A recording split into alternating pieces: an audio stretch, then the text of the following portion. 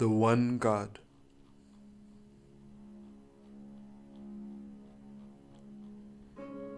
Chapter 1. The Leaving. I remember that day well. The sky was dark and full of clouds as I stood, my gaze locked on what was unfolding around me. The constant bombardment of lightning lit up the surrounds, enough for me to see the devastation unleashed upon my once peaceful home. In the small gaps between the giant clouds, I could perceive the stars that had always seemed so stable before were now falling from the sky, shooting down in a rain of solid light. I knew this for what it was, a meteor shower, but I guess I have a strong romantic side after all. You were so right, my beloved Nidara, in so many ways. The ground under my feet shook violently, and I almost fell as I saw another two men approaching me. Maximus, why are you standing here? The Emperor has sent guards out to look for you. We are ready to depart. Calm down, Matthias. I was looking for the answer as to why the earth was shaking itself asunder. As if to support what I was saying, the earth in front of our feet split into a chasm at least 20 feet deep. We were knocked off our feet and had to struggle to get up. Enough of your thinking, Maximus. We must move now, or Emperor's advisor or not, you shall be left behind, Matthias said, with such a heart-wrenching clean in his voice that I could not but follow. The way back was not easy, as the ground continued to shake underfoot. At least it will be easier to walk once we get back to the city, Matthias stated. Nay, Matthias, that shall not be, as this is no natural happening. The force buffers shall not be able to act against it. You don't mean to suggest that someone is causing this to happen? I do indeed. That is ridiculous, Maximus. You know that we are the most advanced civilization on this planet. No, Matthias. This is not made through technology either. Then what is it, Maximus? Something which our people have long forgotten about, Matthias, and which confirms our studies. The miraculous? It is so. Pfft, stuff and nonsense. This was from Gaius, who had up until now remained silent. We continued running for a while. Matthias's expression was a shocked one. Although our studies had broadened our minds considerably compared to our people, the idea that there was something beyond what we saw or felt was still a difficult one to entertain. Matthias spoke to me again only when we saw the forest that surrounded our city. Maximus, we gave up the thought of there being a god or gods at least 500 years ago.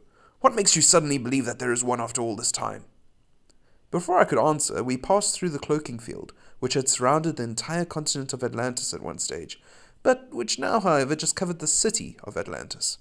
A chill ran through us both as we looked forward and saw the city, our home, almost entirely in ruins. Looks like you were right, Maximus. The earthquakes did indeed reach here. I have never heard Matthias so defeated as I did that day, and I hope never to hear him so again. Yes, Matthias, I responded. Come, is it not you who asked for haste? We ran down the central road of our city in a state of shock. It was unthinkable, the amount of devastation that had been brought on by the earthquake and meteor strikes. At the center of the city stood our ship, waiting for us, ready for departure. A guard, which was on watch at the entrance to the ship, shouted out to me as I appeared. Vizier, the Emperor wants you in his chambers immediately, sir. Salante, Matthias. Gaius, we will talk later, I said as I ran onto the ship. It was a large ship, although the word large is perhaps an understatement. It was built to house our entire population.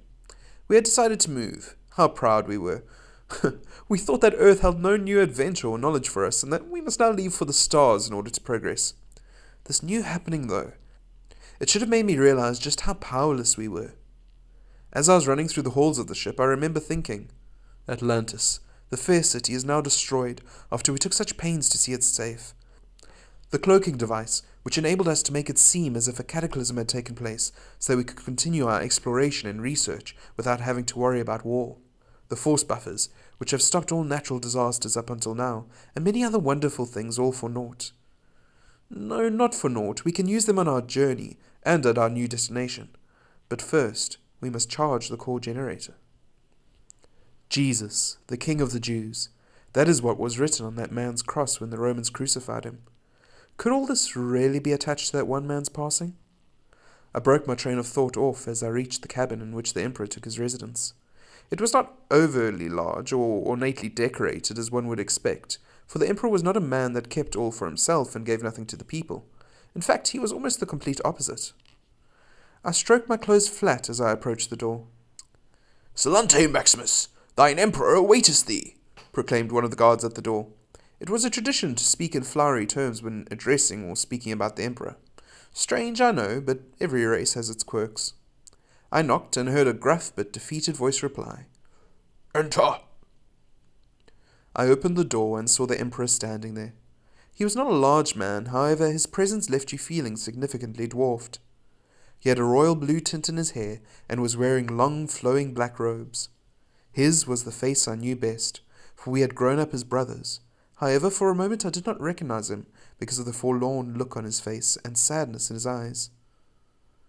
Nartinia, what has disturbed thee so, your majesty? Hast thine eyes gone blind, Maximus, that thou cannot see mine empire lying about us thee in ruins? Fret not over the past, Nartinia, we movest on to better things now. Maximus, have thou no heart, that thou expectest me to forget of the gardens in which I grew, and of the fields which sawest me mine first child? Nay, Maximus, I shall not forget. Your majesty, are not these self-same children still inherent unto thee, and thou still present with thine memories still in functioning? Is thy memory so linked with the places that if such a thing is destroyed, the memory will be done to as well? If it is indeed so, then wilt thou not movest on? For your people have need of you now, Nartinia. If it is as you say, Maximus, then indeed shall I progress for mine people's sake. However, I wish to be made aware of the cause of all this tribulation. What has caused the meteors and earthquakes both, and what has allowed such to break past our defences? Your Majesty, allow me to summon Matthias, Augustus, and Gaius. I will then explain it to all. We will need to call council soon, and we will need their support. I went back to the door and opened it. I turned to the guard on the right-hand side and said, Will you go and fetch me Generals Matthias and Augustus and Lord High Professor Gaius? They should be in their chambers. Tell them to meet me here within an hour. Right away, Vizier. Salante Maximus. Salante Emperor, the guard said, turning and running off down the hall. I looked long enough to make sure he went the right way. The ship was new to us all, and when I saw that he had gone towards the Hall of Generals, which was now a political rank and not a military one, I turned to the other guard and drew him across the hall and outside of the Emperor's hearing. I want you to take this device outside, about 1 kilometer from the ship. Press the red button on its screen when you get there and again when you get back. I will look after the Emperor's safety while you are away. Fear not. Salante Maximus, please, Vizier, don't be offended, but it will be my head if anything happens to the Emperor. Again, fear not, my boy. I have been the best in the academy since before you were even born. Yes, sir. Vizier, Salante Maximus, Salante Emperor. The guard saluted and then ran down the hall in the direction opposite to the previous one. I re-entered the chamber and sat opposing Nartinia, who was now going over schematics regarding the journey. I sat there for a while, letting my thoughts consume me. I was disturbed from my thoughts when there came a knock at the door. I'll get it, your majesty. I had to send both guards away, I'm afraid. I rose and walked to the door. It sensed me coming and swiftly slid open. It was the guard who I had sent outside that had returned. I have done as you asked, Grand Vizier, sir, the guard said, handing me the palm-sized device. A job well done indeed, I said as I absently handed the man 5 pieces of Monextrian credit. I knowest not how thou survivest, Maximus, boomed Nartinia's voice as I re-entered the throne room. Your Majesty? I inquired. If I were half as generous as thee... Oh, let's drop this flowery speech, shall we? It's giving me a headache. As you wish, Nartinia. As I was saying, if I was half as generous as you, I would be bankrupt in a week. The amount that you just gave him was enough for him to buy 10 homes with. Good ones, too. Believe me when I tell you, Nartinia, I am not so generous always. However, this man has risked his life to provide me with some vital information. I will fill you in when the generals and professor get here. Very well, Maximus. I took my seat and said to the Emperor, Should you not tell the captain to take off, or else we will not be at Stonehenge by our morning's first light? You stole the very words from my mind, Maximus. Nartinia moved his hand over a touch panel on the left side of the table, and the captain's face appeared on the screen. Your Majesty? He inquired. Captain, start the engines and head for the Northern Isles of Europe, our charging station in particular.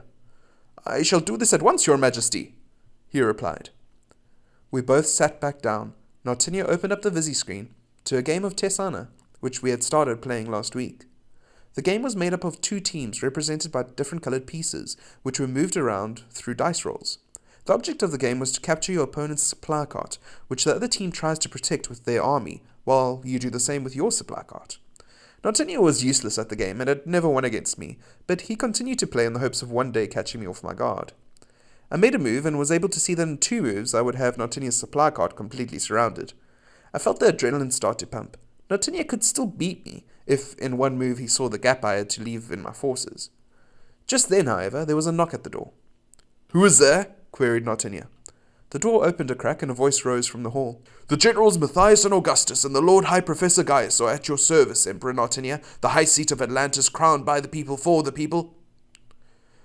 "Come in, Generals Matthias and Augustus both, and Lord High Professor Gaius. Reach for a drink." Augustus, Matthias, and Gaius came through the door.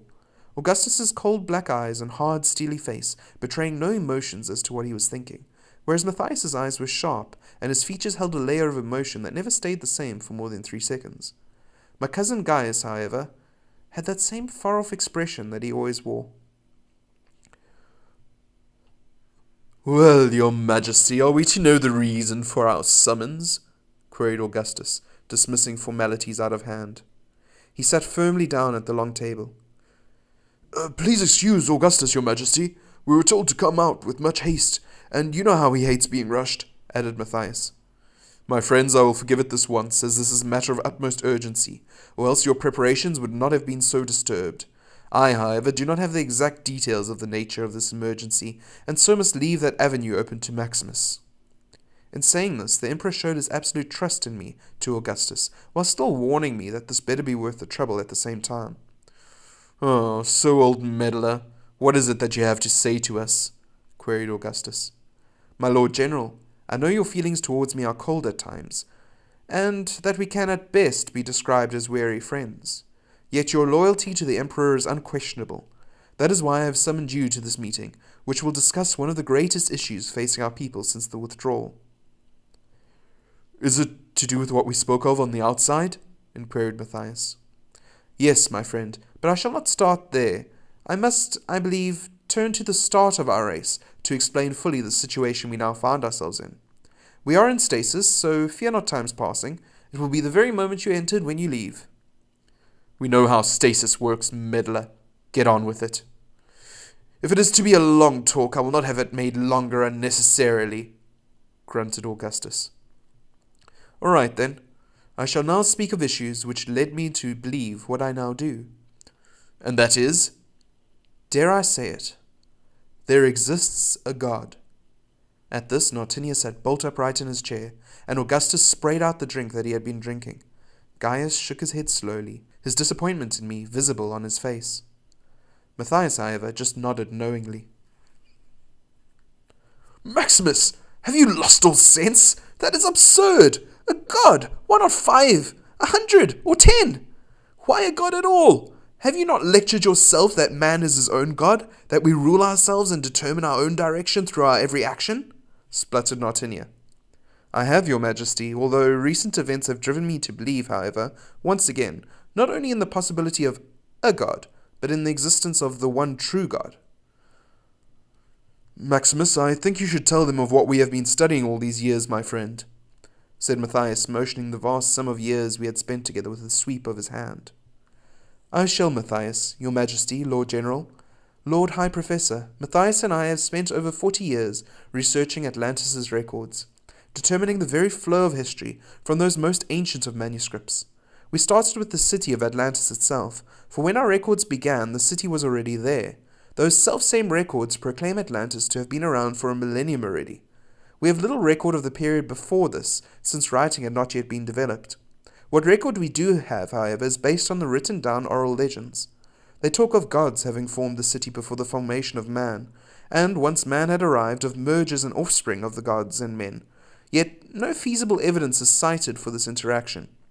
Truly Atlantis was the father of all nations that now exist.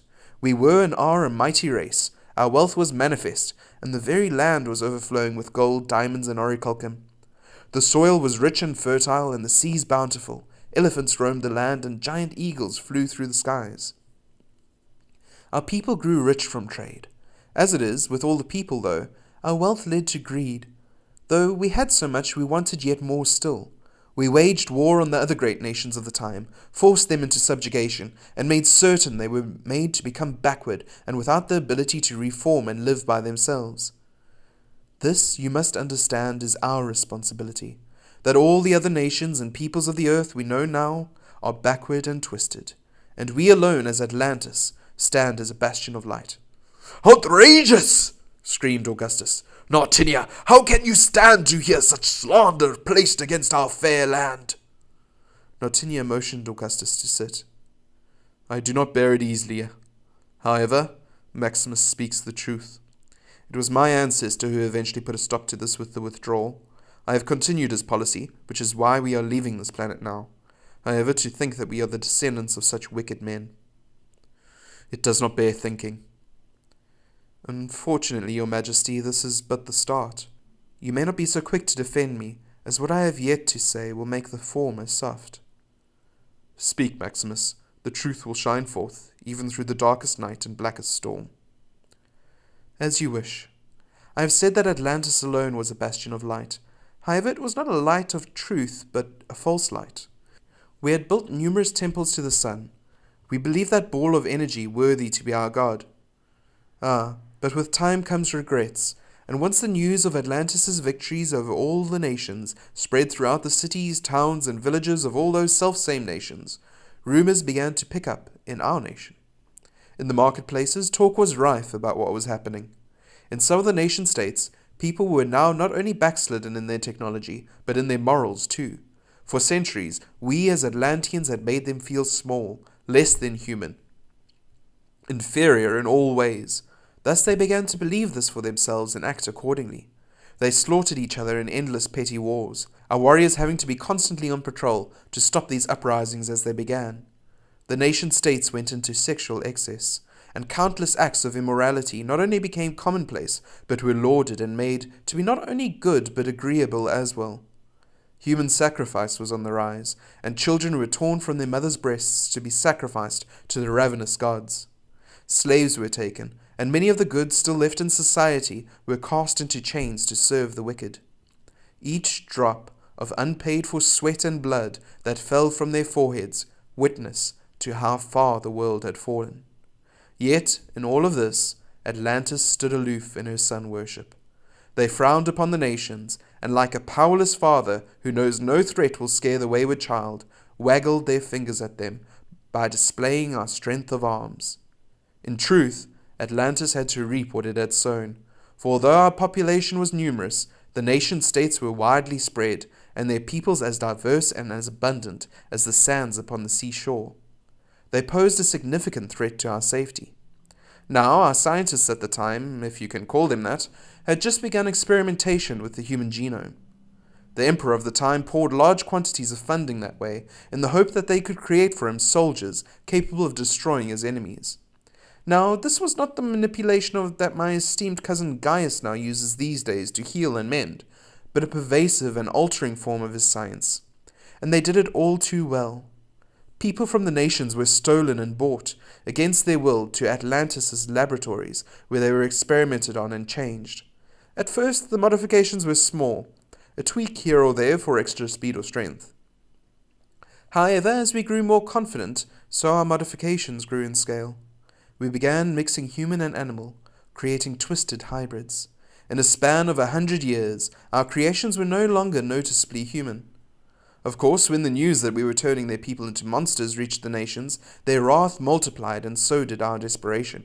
We began taking whole nations at a time now, enslaving them to modifications, depending on our needs, shaping and reshaping them as the need arose. It was a horrific crime, one I hope will never be repeated. The poor people suffered immensely in these forms, some with bodies that burned but were never consumed, and some with decaying rotten flesh that replenished faster than it shed, and yet others with eyes that constantly bled sand and feet that ate the ground beneath. No effort was made to dull their pain caused by these modifications. No sympathy was shown towards these poor souls. The priests of the sun declared these monsters to be gifts from God, and said that through these monsters we would reclaim the earth. We held a celebration whenever our monsters destroyed another nation for us. It was at one such celebration that things began to go horribly wrong. A giant skeletal beast, 15 meters tall, was leading the parade. He was a horror to look at. Flames were in the sockets of his bony eyes, and long horns protruded from his head and continued down the back and to his spiked tail. His arms were giant clubs, and various maggots and worms made their home among the decaying lengths. His legs were twisted backwards, causing him to walk with a lumbering gait. His teeth snapped as he passed, and the crowd cheered. He devoured the bodies of fallen enemies, and the crowds cheered. He breathed forth a swarm of flies and locusts and re-inhaled them, and yet again the crowds cheered. We named him Loss, a joke to ourselves that the enemy should lose all hope upon seeing him. However, the scientists had made a mistake in creating him. They had left his intelligence intact. He could think, and even though he served us loyally for a while, he eventually snapped. He tore loose the chains that bound him as if they were made of paper. The roar he sent forth burst the eardrums of those closest to him and made the entire city quake in fear. "My name is Lost no longer," he declared. "From this day forth I shall be known as Exterminatus, for I shall destroy those who did this to me."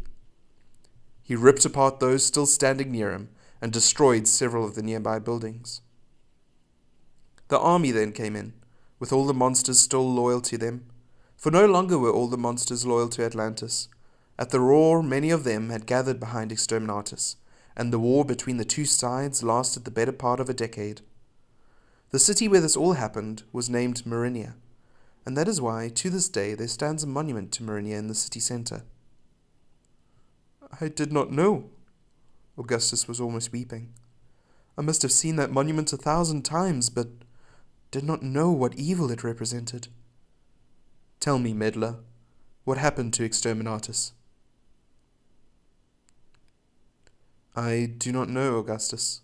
At this point there are many missing books, for it was a period of great turmoil. The last we can tell is that Exterminatus was eventually pushed out of Atlantis.